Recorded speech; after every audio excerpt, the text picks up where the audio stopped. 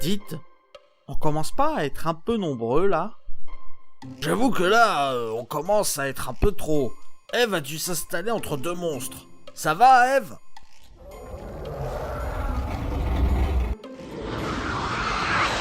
J'avoue ne pas être à l'aise. Si vous voulez, je claque des doigts et la moitié d'entre nous disparaîtra. Non, tu ne fais pas ça! Oh, vous n'aimez jamais mes idées. Non mais je me disais, c'est quand même dommage quoi. Qu'est-ce que tu veux dire? Bah, on est vachement nombreux et depuis qu'on est dans cette chambre, on ne fait rien. Je veux dire, on est des icônes du cinéma quoi. On devrait quand même pouvoir faire un truc. Et qu'est-ce que tu veux qu'on fasse, gros malin? Qu'on réalise un film?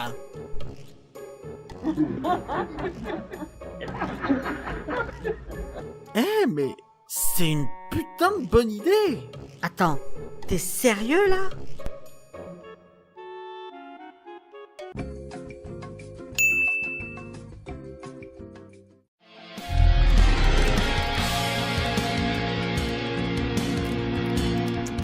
Bienvenue à Marwen, film de Robert Zemeckis qui en est aussi le scénariste. Avec Steve Carell, Diane Kruger, Leslie Mann et Falkenstein. Après s'être fait tabasser dans un bar, Mark Hogancamp perd la mémoire ainsi que certaines capacités physiques et subit un trauma psychologique.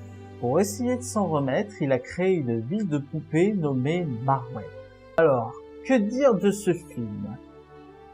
Globalement, j'ai bien aimé, mais je suis quand même déçu. Faut savoir que ce film est basé sur une histoire vraie, mais bon, on ne va pas se mentir, c'est largement romancé, ne serait-ce que par le parti pris de montrer Marwen sous forme de film d'animation.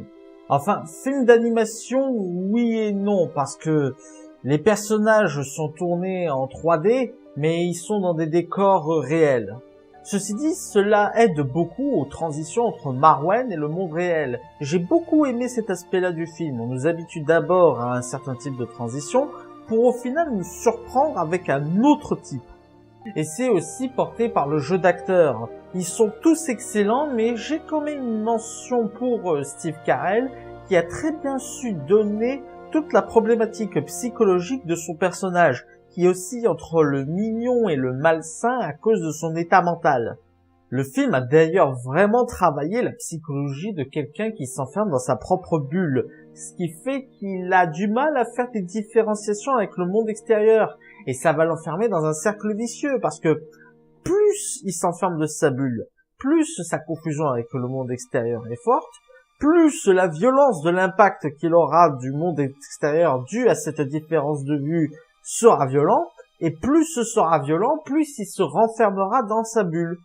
D'ailleurs, cela nous donne une très bonne thématique sur une activité que d'aucuns trouveraient ça bizarre. Le personnage principal de Steve Carell se fait souvent railler à cause de Marwen, ainsi qu'une autre particularité que je ne préfère pas vous révéler.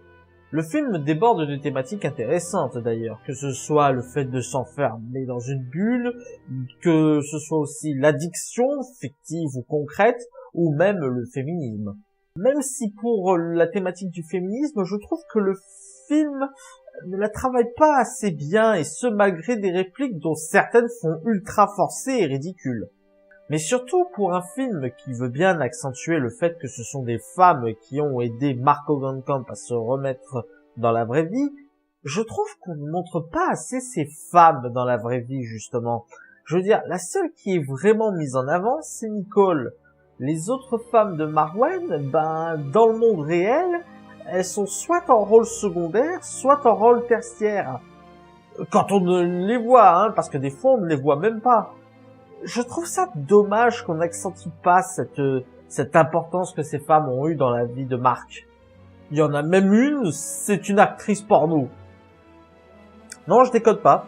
Et parmi les poupées qui auraient sauvé Mark, il y a une actrice porno qu'il n'a jamais croisée, mais dont il adorait la série de films. Enfin, ça c'est pour les femmes qu'on voit dans la bande-annonce. Parce qu'il y en a une qu'on ne montre pas et dont je trouve l'intrigue totalement mal écrite. Je veux dire, je comprends l'importance de cette femme pour traiter de la thématique de la dépendance. Mais bordel, qu'est-ce que cette intrigue plombe le film? Qu'est-ce que ce personnage est mal écrit? Et toutes ces problématiques ont un réel impact sur le personnage principal. Parce que malgré ses malheurs, malgré tout ce qu'il traverse, je n'arrive pas à le trouver attachant. Et ça, c'est parce qu'on se focalise beaucoup plus sur sa romance que sur sa reconstruction, ce qui est fortement dommageable. Après voilà, ça reste un bon film malgré tout, mais qui m'a quand même déçu. Voilà, c'était la critique de Bienvenue à Marwen. J'espère qu'elle vous aura plu. N'hésitez pas à mettre un pouce vert si c'est le cas et à partager sur les réseaux sociaux. D'ici là, allez au cinéma. Ciao!